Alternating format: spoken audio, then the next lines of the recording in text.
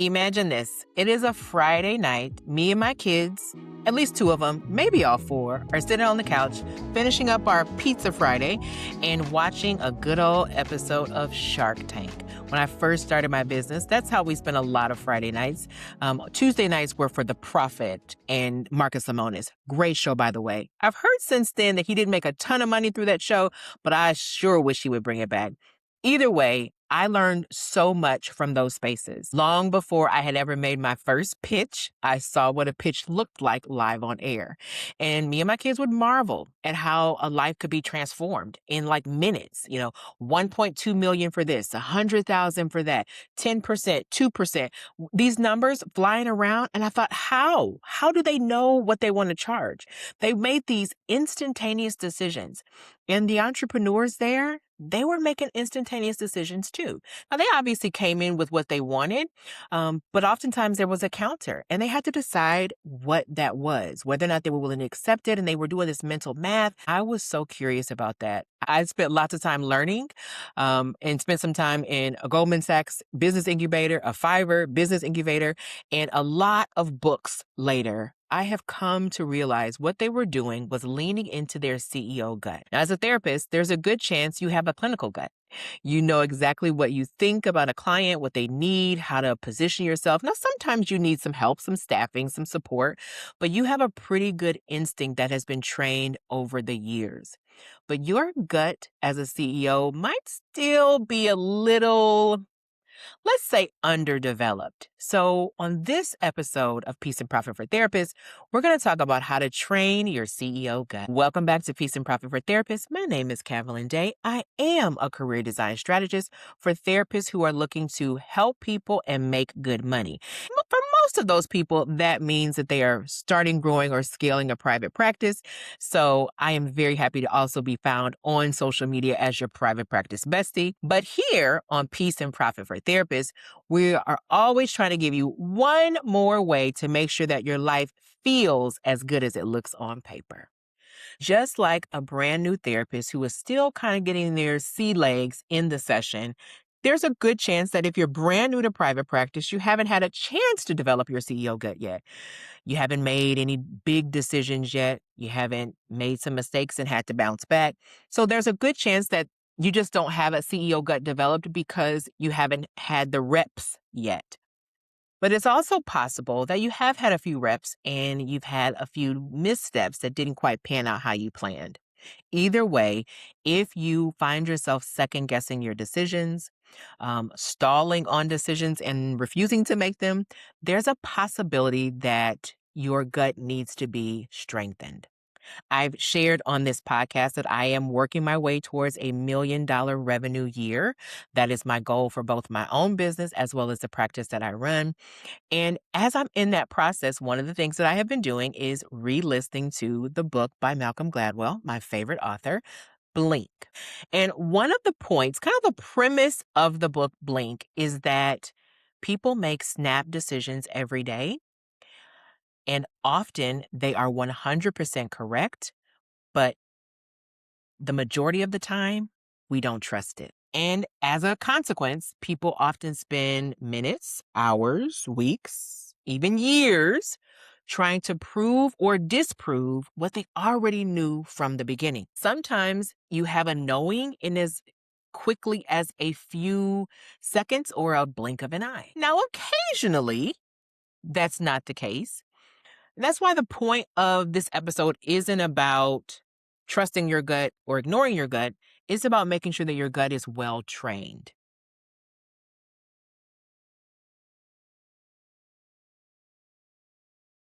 Going back to my example of the Shark Tank, every one of those sharks had a well-trained gut.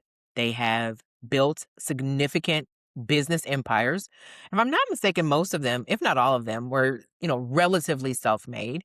And because of that, they have learned not only what a good deal looks like, but also how they will bounce back even if the deal's not that good. The other piece that I didn't realize then is that they were doing mental calculations about things like how long it was going to take them to get that money that they invested back out, how much of their own time or effort was going to go into that investment. The other businesses or ideas in their portfolio that would either support this business venture or might conflict with it. All of those were things that they were keenly aware of when they walked into the room and could instantaneously make a decision about. But for most therapists, when it comes to business decisions, that's not generally what happens.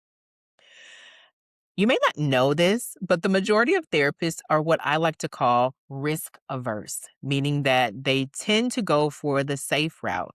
And there's nothing wrong with that. And I think it happens for a variety of reasons, sometimes personality, but other times by design, like realizing the magnitude of each decision, right? Which is actually a very fiscally responsible thing to do. The problem is that if you only spend your life avoiding risk, you also spend your life avoiding potential rewards. The thing about decisions is they generally get better the more that you do it. The more decisions that you make, the better you become at deciding. And technically, not deciding is a choice, right? Like it is actually a choice. It's just choosing to avoid the potential either way. But there's a cost to that, right? There's a cost every single time you avoid a decision or refuse to make a decision. There is a cost.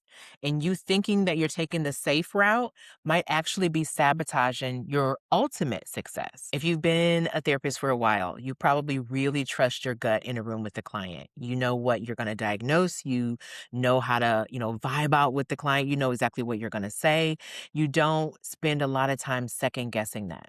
If you've developed a business that's somewhat successful, you're in a private practice, you probably feel really good about your clinical skill. But if you've built a business the traditional way, you've probably spent 5, 10, maybe 15 years undercutting your business gut. See, here's what happened when most people started their practice. We were trained and conditioned to trust the insurance model. The insurance model that says therapists don't need to worry about marketing. They just need to be on our directory. Therapists don't need to worry about positioning themselves or selling their services.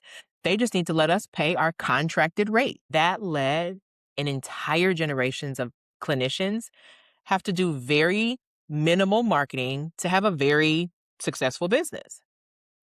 Skipping some of those foundational pieces of business development, like learning how to market and identifying your target and choosing an offer and pricing for profit and a competitive advantage. All of those things are the basic principle of any business. And most therapists that started an insurance-based practice didn't do any of those at all. Or at the very least did them minimally. But then the insurance companies decided to change the game. And now as they create their own platforms and partner with other platforms, you're seeing your referrals go down their pipeline and away from you. At the same time, they're cutting your rates and telling you to just deal with it when you based your entire budget off of what you agreed with them to discount your rate to in the first place. So now you have to flex a muscle that you never built. And that's why everything feels so uncertain. There's also this thing in the therapy space that I don't really see in other industries. And this is coming from me having conversations with business owners across the spectrum, so well outside of the therapy spaces. There seems to be this idea that because you have a master's degree, you can just figure it out.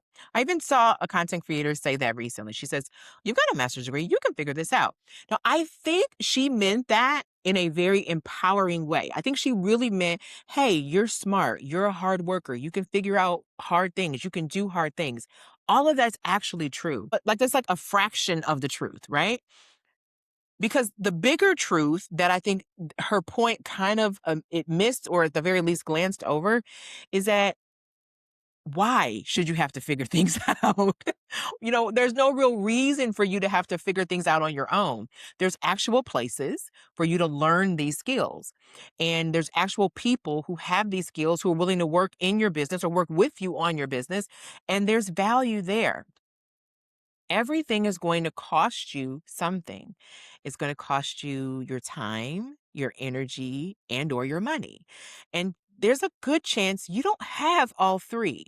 So if you have time, but not a lot of energy and not a lot of money, then I want you to do the time piece. And that means figure it out.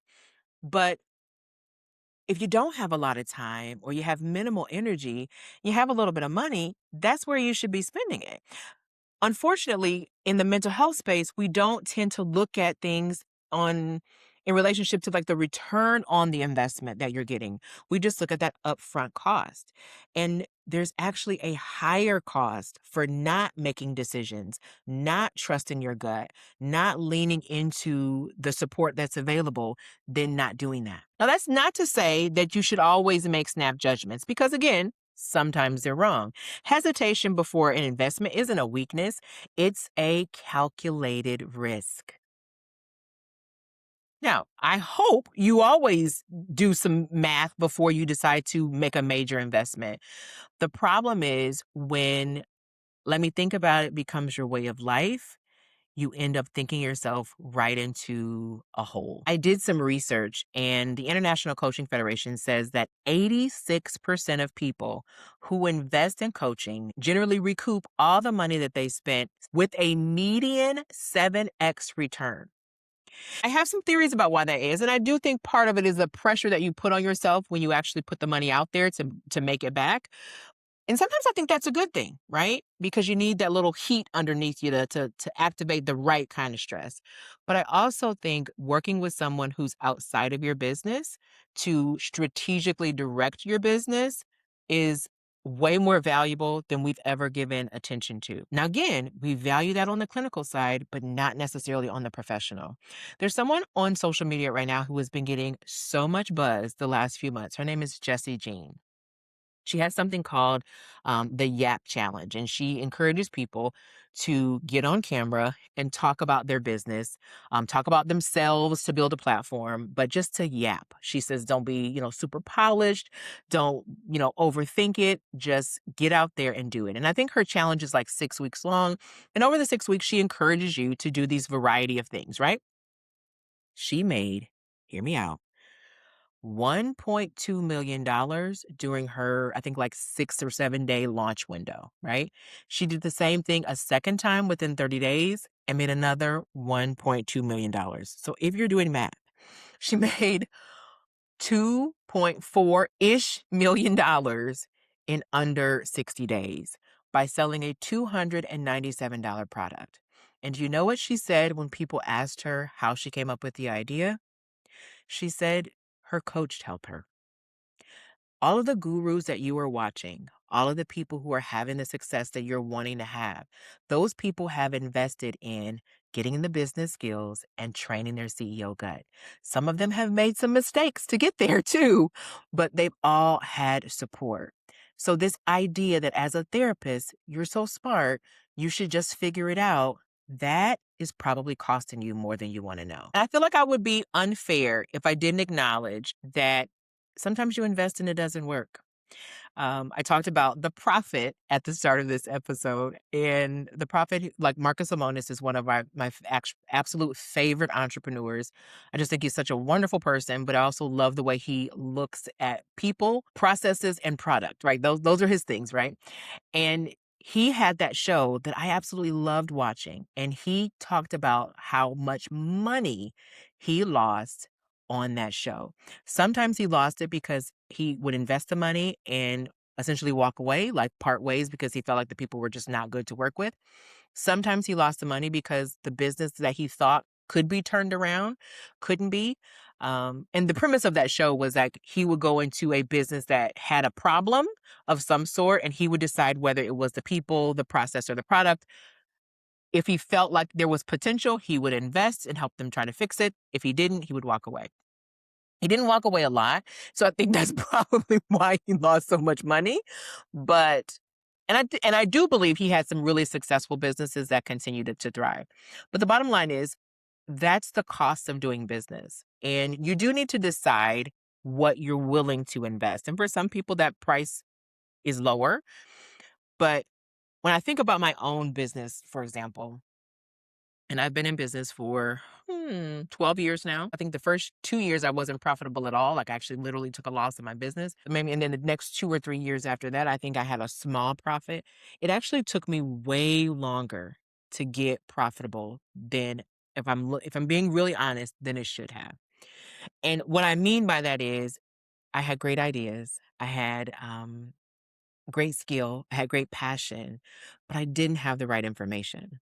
And part of why I think I was hesitant is because I started my business to help us out of a financial strain in my family. So the idea of investing felt like way more of a risk than I could do. And some of the tools that we have, like to make payments more affordable and things, that wasn't something I had a lot of access to because I didn't have great credit and things like that. But I know for a fact that if I'm looking at the amount of money I've made in my business on the back end, right? So these, last few years, I know that I had the same skill as a professional then. I just didn't have the business skills. And so to me, that's what we call the tragic gap, right? Which is the gap between what you believe is possible and what's actually possible.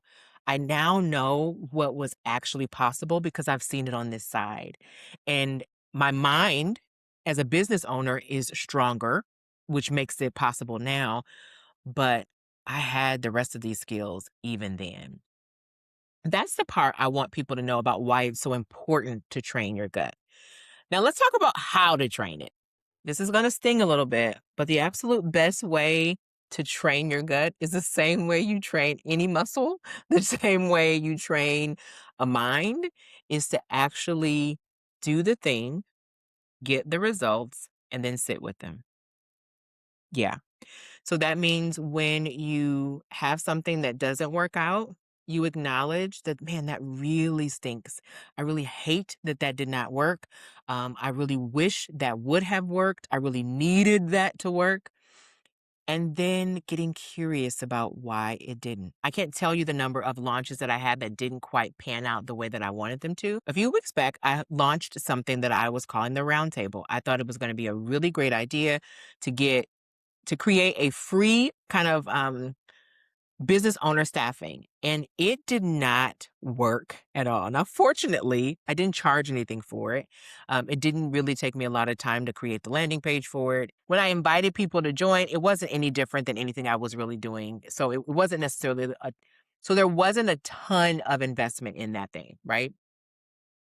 But I was really surprised that I had maybe 20 or 30 people that signed up for it, and quite literally no one showed.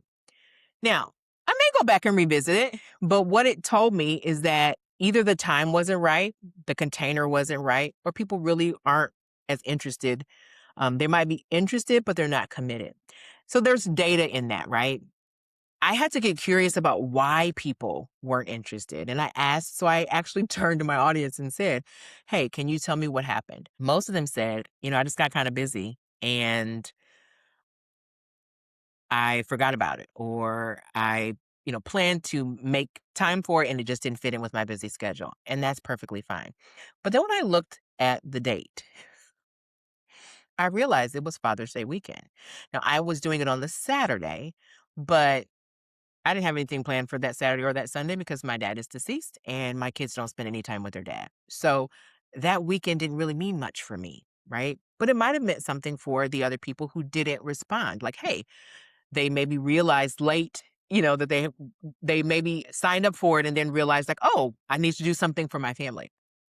So I made a point that even though I may not have something planned on a particular date, I'm going to make a conscious effort to pay attention to the fact that there might be a holiday around it or other things that people might be thinking about. So that's information. So getting curious about what worked and what didn't, that helps you train your gut. Acknowledging where you've hit a wall is huge. The just keep swimming motif cannot be a part of your business plan, right? There are definitely times when consistency with a plan is what you need to do, but just keep swimming when you don't know where you're going is not it, okay? If there's a problem in your business that you have had for 3 months, 6 months, 9 months, a year that's continuing to get worse, that's not something you just keep swimming through. That's when you need to bring in support. That's when you need to really have a conversation about what's going wrong. I was talking recently on a live stream about getting more clients because I saw like 5 or 6 posts in a 2 hour span in multiple groups, right? That said, how do we get more clients? How do we get more clients? And it's a very reasonable question, but the potential reason for each individual might be different, right? So maybe you just have zero marketing that you have done and you need more clients because you haven't done a stitch of marketing. Maybe you had a great referral network and some of the people in your referral network quit or left the network. All of those things could contribute, but what your actual solution is, you don't know. And if you just keep swimming towards the wrong solution, you're not going to get the right outcome. So I think it's incredibly important for people to acknowledge that, yes, something's wrong. I don't know exactly what, but I need to rumble with this and I need somebody to help. What I love about being a coach is that I get to ask you the questions that make you pause and say, I don't really know. Huh? Because you sometimes are trying to answer the question that doesn't solve the problem. And occasionally, an outside set of eyes can really help. So, getting clear about the problems that you have in your business, what is actually beneath those problems, that's a really key piece of training your gut. And then, last but not least, relishing in your success. This one is probably one that you didn't expect today, but it really is a part of training your gut. If your gut only tells you when something is wrong and doesn't know how to relax or enjoy or be at peace with something right, that's a problem. Had a brand new client that I onboarded for one of my VIP coaching programs, and we were going through her numbers as I do at the start of every session. And I said, congratulations, you are profitable. And she's like, oh, good. And I said, that's great because not everyone who sits in front of me is profitable. So we generally have a lot more work to do. The fact that you're profitable is a great place to start. Now, obviously, she wasn't as profitable as she wanted to be because her goal was, like many group practice owners, to close her clinical caseload and actually continue to receive a salary. So we needed to increase her profit margin on all of her sessions or as many as possible, but also create additional revenue stream that would not be dependent upon insurance. So it would have a higher profit margin, leaving more bandwidth for a CEO salary. And so we had a great foundation. Right. So I literally kind of paused. I was like, that is great. Congratulations. You are profitable. And a lot of times we forget that. We also, that particular client, we went on and talked a lot about some of the other things that she's been able to really do. And I said, are you ready to own the success that you've had? And she says, I have to think about it. And she came around to yes, she was. But I think that's a key piece of this. And I want to say, I think that's built into the industry. As a clinician, you're not trained to rest on your laurels. You're not conditioned to be proud of your success. And it's one of these conflicts that I actually see in people who say they want to make more money is that they don't feel safe, like their body doesn't actually feel safe having more money. They feel a little guilty raising their rates. They feel like they're wrong to charge more. And so it is important that you get comfortable with your success so that you can receive that and do the things that you make sure that you can achieve that without sabotaging it in the process. Now, I really love working with CEOs on training their gut. It's why I created my CEO Clarity Workshop. It's why I host the challenges and have all the different ways in which I'm constantly encouraging you to think about your role as the head of your business. But occasionally, it is really, really helpful to sit across a Zoom and have a thoughtful conversation that can support you in developing that CEO lens and that gut for making the best decisions. If you have been wrestling with something for quite a while and you've had a hard time coming to a decision, or you made a decision, but it hasn't panned out like you planned, I would love to invite you to check out the Practice Revenue Diagnostic Session. I have a handful of these slots available every single month. They are one-time, one commitment sessions where we spend 60 to 90 minutes together, where you get the benefit of my eyes on your business, my ears on your dreams, and my brain on your plan. So you walk away with an actual blueprint of exactly what to do to address your biggest barriers to success, and to meet your goal as quickly as possible by finding the most leverageable point in your business that will get you there. And I would love to help you get that. So check the description around this episode somewhere, and you will definitely see how to sign up for a Practice Revenue Diagnostic Session. The Practice Revenue Diagnostic Session is an investment in your business. It's an investment in your future. And like the ICF, I've been able to see some of those type of returns for my clients as well. So I am very happy and very proud to continue to offer it as a service for you. Look, once you've seen what's actually inside your business and what's possible, you can't unsee it. What you do with that, that's your choice. But here's what I can tell you for sure. I have never had anyone walk away from a Practice Revenue Diagnostic Session feeling hopeless or helpless. They What they generally feel is inspired, motivated, and ready to take action because they can finally see how peace and profit can stop being in competition and they can actually have them both. And I want the same thing for you. So before we go, I'd love for you to drop into the comments and tell me what part of today's episode helped you out the most. And, do all the things like, share, subscribe. And if you have an idea for an upcoming episode, make sure you share that with me on social media. You can find me on all the socials, and I do check and respond to my messages every single day.